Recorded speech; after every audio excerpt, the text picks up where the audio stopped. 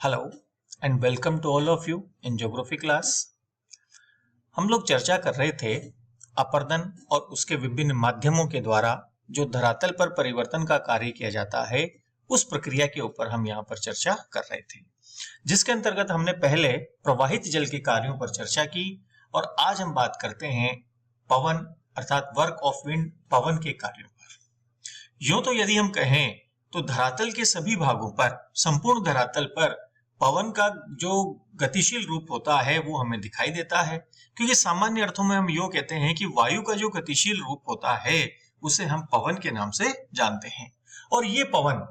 धरातल के सभी भागों में हमें चलती हुई दिखाई देती है, अर्थात धरातल के सभी भागों में ये वायु का गतिशील रूप हमें दिखलाई देता है। किंतु यदि हम बात करें तो जो धरातल के मरुस्थलीय जो क्षेत्र हैं, जहां पर मरुस्थल का विस्तार है, उष्ण मरुस्थलों का विस्तार है, उन क्षेत्रों के अंतर्गत अपरदन के जो अन्य माध्यम हैं, उन माध्यमों की अपेक्षा पवन का जो रूप होता है वो हमें सर्वाधिक दिखाई देता है, पवन का कार्य हमें वहां पर सर्वाधिक दिखाई देता है। इसलिए हम वर्क ऑफ विंड के अंतर्गत मुख्य रूप से उष्ण मरुस्थलीय क्षेत्रों के अंतर्गत होने वाले परिवर्तन को ही सम्मिलित करते हैं।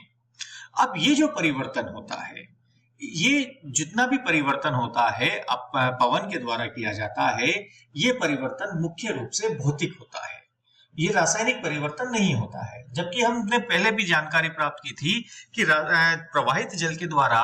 रासायनिक अपरदन का भी कार्य किया जाता है, लेकिन जो पवन है, इस पवन के द्वारा मुख्य रूप से भौतिक अपरदन का ही कार्य किया जाता है। और अपरदन की इस प्रक्रिया के अंतर्गत धूलकण जो भी होते हैं उनका आकार होता है, उनकी ऊंचाई होती है, उनकी मात्रा है, पवन का वेग है, इन सभी कारकों का इस पर प्रभाव पड़ता है। उसके बाद यदि हम देखें तो ये जो पवन के द्वारा जो कार्य किया जाता है, ये कार्य मुख्य रूप में 3 प्रक्रियाओं के माध्यम से किया जाता है। अर्थात ये जो इरोजन टाइप्स हैं, वर्क ऑफ विंड के अंतर्गत हम बात करते हैं तो जो इरोजन टाइप्स हमें दिखाई देते हैं, ये पहला आता है, इसको हम कहते हैं डिफ्लेशन, दूसरा आता है, इसको हम कहते हैं एबार्जन, और तीसरी जो प्रक्रिया होती है इसे हम कहते हैं एट्रिशन। डिफ्लेशन का मतलब होता है उड़ा करके ले जाना। अपवाहन की जो क्रिया होती है इसे हम हिंदी में अपवाहन कहते हैं, और अपवाहन की क्रिया का अर्थ हुआ उड़ा करके ले जाना। कि जब पवन चलती है तो उस समय पर ये जो इस प्रकार से हम यहाँ पर देख रहे हैं कि धरातल के अंतर्गत जो ढीले कण होते हैं, जो असंगठित रूप में पाए जाते हैं, उन कणों को हवा अर्थात पवन अपने साथ उड़ा करके ले करके चली जाती है। इस प्रकार से हम यहाँ पर देख रहे हैं कि ये इस प्रकार से यहाँ से इनको उड़ा करके ले करके चली जाती है और कहीं और जा करके ये इनको निक्षेपित कर देती है। तो ये जो प्रक्रिया होती है, इस प्रक्रिया को हम डिफ्लेशन के नाम से अर्थात अपवाहन के नाम से जानते हैं। दूसरी जो प्रक्रिया होती है ये कहलाती है अपघर्षण। अर्थात जब ये धूलकण जो होते हैं, ये धूलकण हवा के साथ उड़ते हुए जब कहीं किसी चट्टानी भाग पर आकर के टकराते हैं, जैसा कि हम यहाँ पर देख पा रहे हैं कि ये जो धूलकण हैं, ये धूलकण इस प्रकार से आते हुए इस चट्टानी भाग से टकराते हैं, तो चट्टानी भाग पर ये खरोंच डालते हैं, उसको रगड़ते हैं, उसको काटते हैं, एक प्रकार से रेगमाल की भांति उस पर कार्य करते हैं, जिसके कारण से धीरे धीरे ये चट्टानी भाग कटता हुआ चला जाता है। इसके अंतर्गत परिवर्तन होना प्रारंभ हो जाता है। तो इस प्रकार की जो प्रक्रिया होती है इसको हम अपघर्षण के नाम से जानते हैं।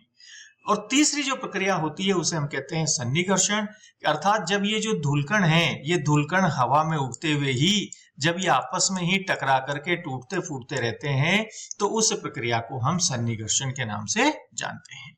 क्योंकि इसके अंतर्गत ये डिफ्लेशन और उसके साथ साथ एबार्जन अर्थात अपवाहन और अपघर्षण, ये मुख्य रूप में प्रक्रियाएं होती हैं, इसलिए हम इनको ही मुख्य रूप के अंतर्गत इसमें शामिल करते हैं। किंतु फिर भी एट्रिशन भी अपने आप में एक महत्वपूर्ण प्रक्रिया होती है, जिसके माध्यम से हम ये देख सकते हैं कि इन तीनों प्रक्रियाओं के माध्यम से पवन के द्वारा मरुस्थलीय क्षेत्रों के अंदर विभिन्न प्रकार के परिवर्तन के कार्य किए जाते हैं। अब यदि हम बात करें कि इसके द्वारा कौन कौन सी आकृतियां बनाई जाती हैं, तो उस पर यदि हम देखते हैं तो इसमें हमें कई प्रकार की आकृतियों के रूप में हमें दिखाई देता है, जिसमें सबसे पहला आता है, उसे हम कहते हैं इरोजनल लैंडफॉर्म्स अर्थात अपरदनात्मक स्थल रूप। इन अपरदनात्मक स्थल रूपों के अंतर्गत हमने यहाँ पर एक पूरी लिस्ट दी हुई है, जिसमें है पहला है ब्लोआउट अर्थात वातगर्त, स्टोन लेटेस अर्थात छत्रक शिला, यार्डंग, मशरूम रॉक्स, ज्यूजेन, डेमोसिल्स, इंसेलबर्ग और ड्राई कांटर, ये ऐसे कई प्रकार की शिलाकृतियों का निर्माण यहाँ पर होता है। और इनको हमने एक प्रकार से फोटोज के रूप में ये क्या होती हैं, किस प्रकार से बनाई जाती हैं, ये भी हम किस प्रकार से ये दिखती हैं, ये भी हम यहाँ पर समझ सकते हैं। अब इसमें यदि हम बात करें तो सबसे पहले हम बात करते हैं ब्लो आउट अर्थात वातगर्त की। इस वातगर्त के अंतर्गत यदि हम देखें तो धरातल पर सबसे पहले जब हवाएं चलती हैं, पवन चलती हैं, तो उस समय पर वहां पर जो ढीले कण होते हैं वो हवा के साथ उड़ करके चले जाते हैं और फिर उसके बाद में वहां पर एक छोटा सा गड्ढा हो जाता है और फिर जब हवा पवन उस गड्ढे के ऊपर से निकलती है तो वहां पर उसके अंदर प्रवेश करके वृत्ताकार क्रम में प्रवाहित होकर के उससे बाहर निकलती है, तो जिसके कारण से धीरे धीरे वो जो गड्ढा वहां पर बना था वो गहरा होता हुआ चला जाता है। तो इस प्रकार की आकृति को हम पवन गर्त या वात गर्त के नाम से जानते हैं। ये हमें यहाँ पर दिखाई दे रहा है कि किस प्रकार से पवन ने धीरे धीरे इस धरातल सतह को काटते हुए गड्ढे का निर्माण कर दिया। इसके अंतर्गत अपवाहन क्रिया की प्रमुख भूमिका होती है। दूसरा जो स्थल रूप हमें दिखाई देता है वो है जालीदार शिला अर्थात स्टोन लेटेस। हम यहाँ पर देख सकते हैं कि जब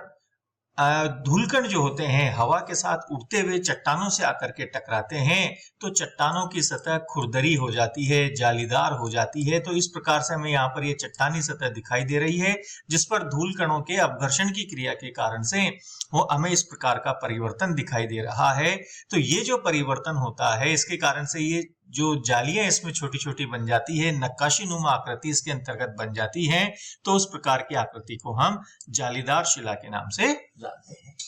तीसरी जो आकृति आती है उसे हम कहते हैं यार्डंग। अब यार्डंग को हम यहाँ पर देख पा रहे हैं कि ये एक डायग्राम बना हुआ है, यार्डंग का छायाचित्र है कि जिसके द्वारा हमें किस प्रकार से दिखाई देता है। इसमें होता यह है कि जब कहीं पर लंबवत और कठोर चट्टानों के जो स्तर होते हैं वो लंबवत स्तर के रूप में पाए जाते हैं,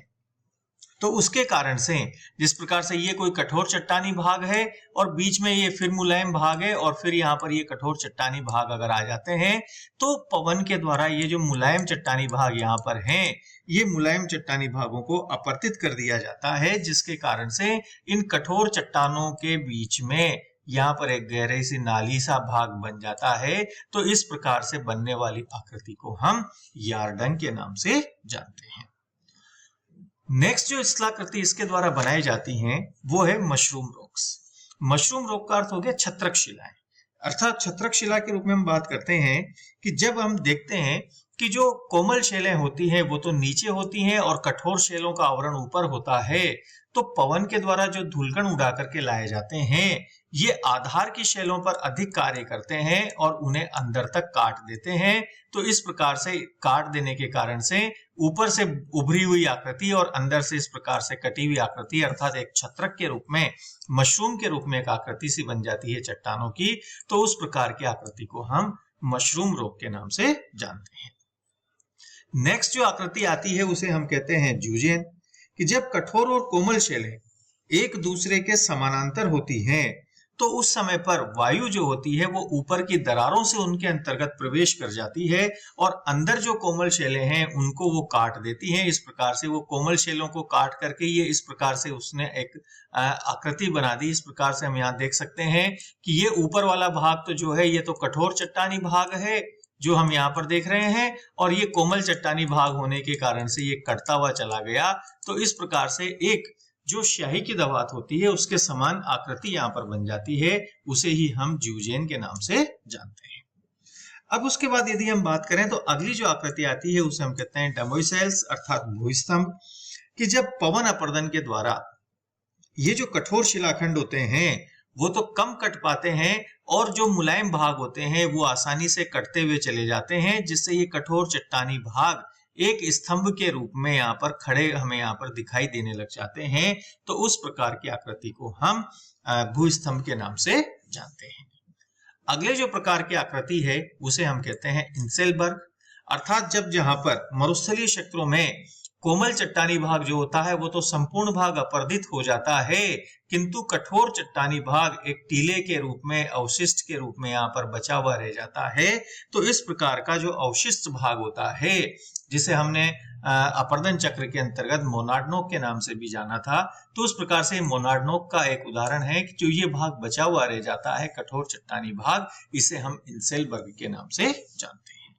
और वहीं जो आकृति बनती है ड्राई कांटर, इस ड्राई कांटर के अंतर्गत जब पवन उड़ती हुई आती है अपने साथ जो उसके अंदर धूलकण मिले हुए होते हैं, तो वो धूलकण चट्टानों से टकरा करके, चट्टानों पर रगड़ मार के, रेगमाल की भांति उस पर कार्य करके कई बार उसकी आकृति को त्रिकोण के जैसे बना देते हैं। 3 फलक वाली आकृति, जैसे हम यहाँ पर ये देख रहे हैं विभिन्न प्रकार की जो फलक हैं, कि ये एक साइड तो ये हो गई, ये एक साइड ये हो गई, और एक साइड हमें यहाँ पर दिखाई दे रही है। तो ये 3 फलक के रूप में इस प्रकार की एक आकृति बना देती हैं, डायमंड के जैसी आकृति यहाँ पर बना देती हैं। तो उस प्रकार की आकृति को हम ड्राई कांटर के नाम से जानते हैं। तो पवन के द्वारा जो अपरदन के विभिन्न स्थल रूप हैं, उनके अंतर्गत ये प्रमुख रूप से मरुस्थलीय क्षेत्रों के अंतर्गत हमें बनते हुए दिखाई देते हैं, जिनमें blow out, stone lattice, yardang, mushroom rocks, zeugen, demoiselles, inselberg और ड्राई कांटर इत्यादि प्रमुख रूप से हैं। तो आज हम लोगों ने अभी बात की है इरोजनल लैंडफॉर्म्स के बारे में।